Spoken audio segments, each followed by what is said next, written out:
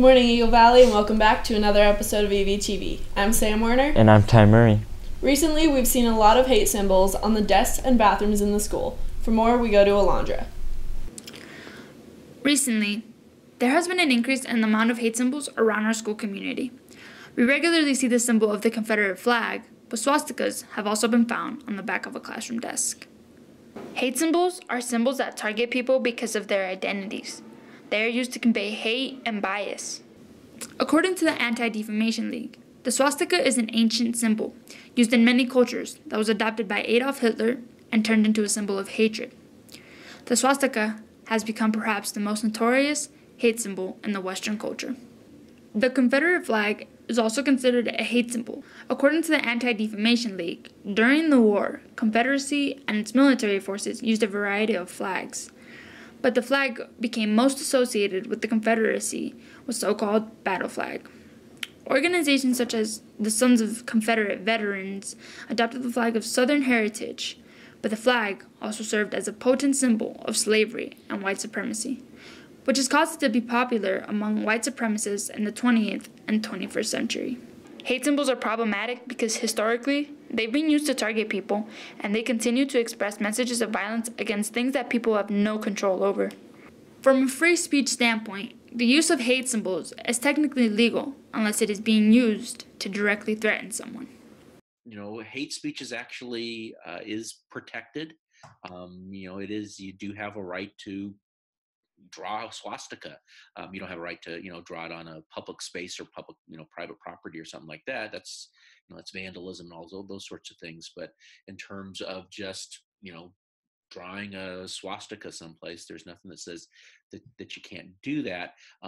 Where the law can kick in is where you are doing that with an intent to freak somebody out, basically to scare them, to intimidate them, to put them feeling at some sort of personal risk. So, where your drawing of a swastika or some other, message like that is accompanied by, a direct sort of threat.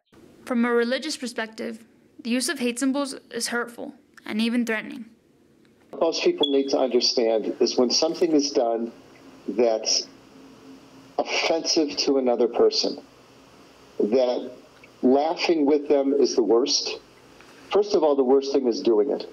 The second thing is laughing with them about that other person, whether they're black, Hispanic, Native American, Jewish, Catholic, handicapped, whatever they happen to be.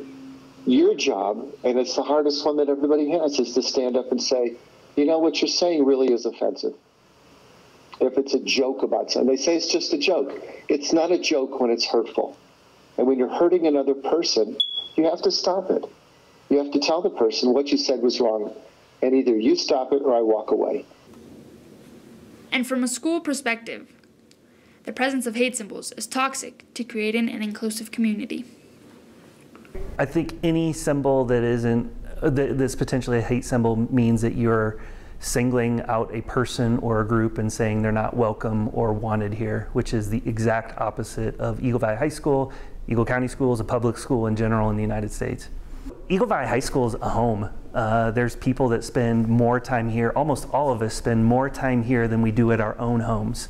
And so treating this place with respect and kindness, either in its physical place or in the interactions you have with others, is necessary. It's not even asked for, it's necessary. The increase in hate symbols isn't just happening at Eagle Valley. Around the country, there has been a rise in various expressions of hate.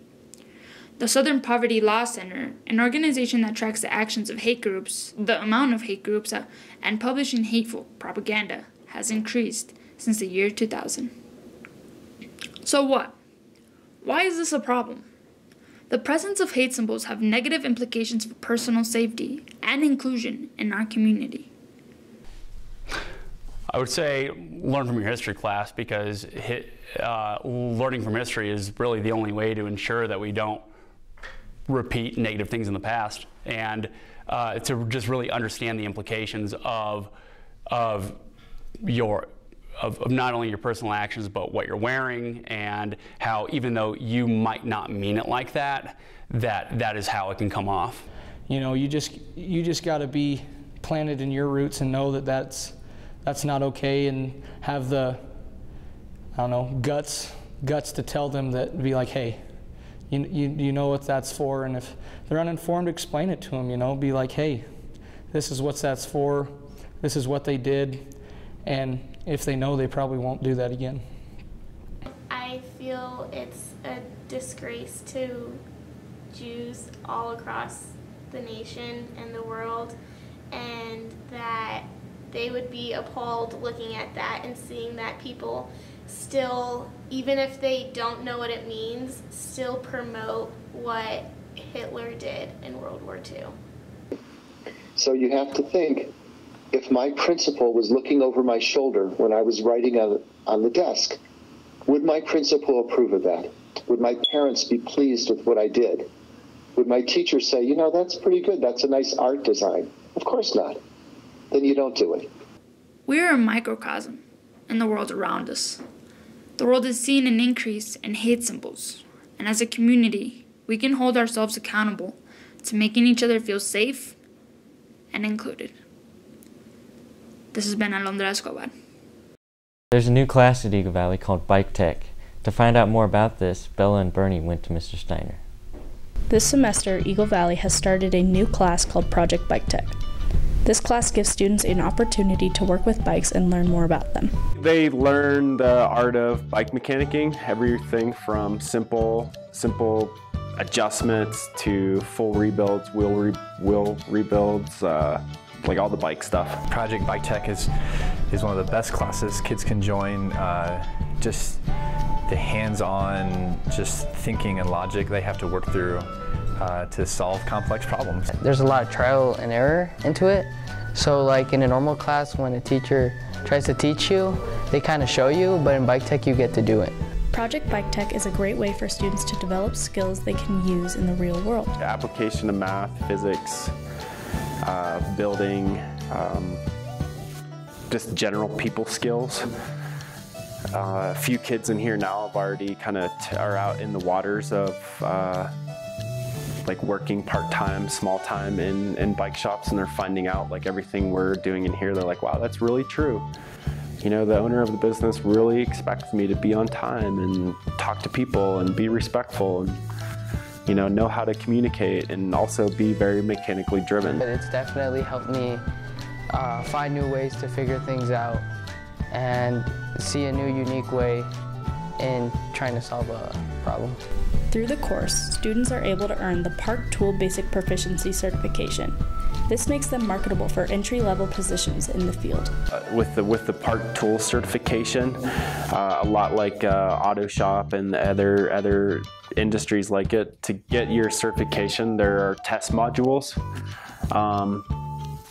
Like there's math involved, minor physics involved, you know, calculating. So yeah, there's like it's school, you know, but about 70% of the time is learning by doing. The hard and soft tools that the students learn in this class can open doors for jobs and careers. So there's a lot of skills. I mean, you can take it like when you go to college, you want a fun job, boom. Have a bike tech, some bike tech skills. I think you should definitely take it if you want to, you know, have fun and get hands-on learning. And Steiner is like the best teacher for that because he's just so patient and he'll get you where you need to be. Thanks for joining us on another episode of EVTV. See you next time.